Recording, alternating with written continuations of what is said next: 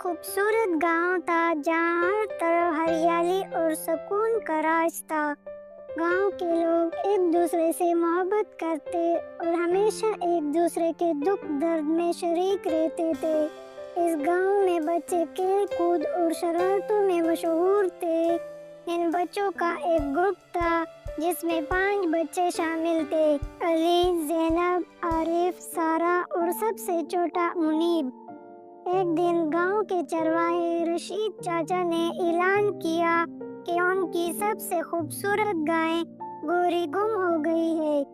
गोरी गांव के लोगों के लिए खास थी क्योंकि वो सबसे ज्यादा दूध देती थी और रशीद चाचा का सबसे कीमती असासा थी। गांव के हर घर में उसके दूध से बनी चीजें पहुंचती थी और बच्चे भी इससे बहुत मोहब्बत करते थे। रशीद चाचा के चेहरे पर परेशानी देखकर अली ने अपने दोस्तों से कहा, हमें गोरी को ढूंढना होगा, ये हमारा फर्ज है। बाकी बच्चों ने फौरन हाँ में हाँ मिलाई और गोरी को ढूंढने का अज़म कर लिया। सुबह होते ही बच्चे अपने अपने घरों से निकले, पानी और खाने का सामान साथ लिया और गांव के बाहर जंगल की तरफ रवाना हो गए।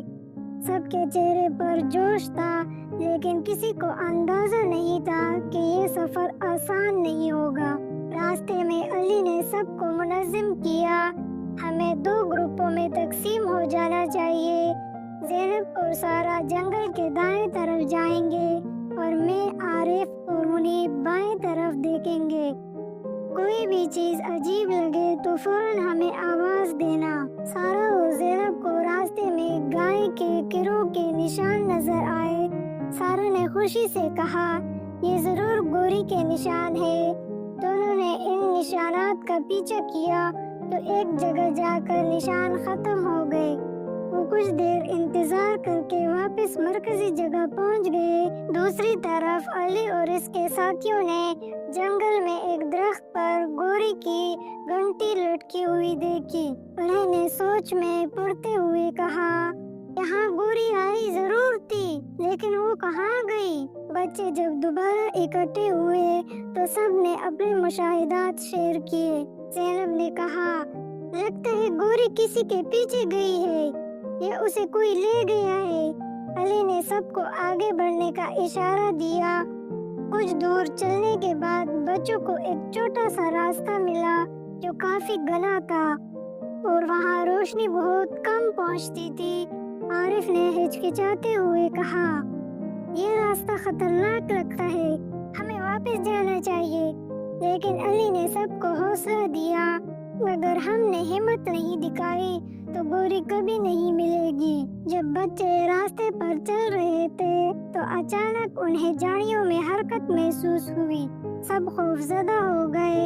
आरिफ ने कांपती आवाज में कहा, ये क्या हो सकता है? उसी वक्त एक बड़ा भालू जड़ियों से निकल आया। सब बच्चे चीखकर पीछे हटने लगे, लेकिन अली ने तेजी से एक बड़ा पत्थर उठाया और भालू की तरफ फेंका और बच्चों ने मौके गनीमत जानते हुए वहां से भागने का फैसला किया।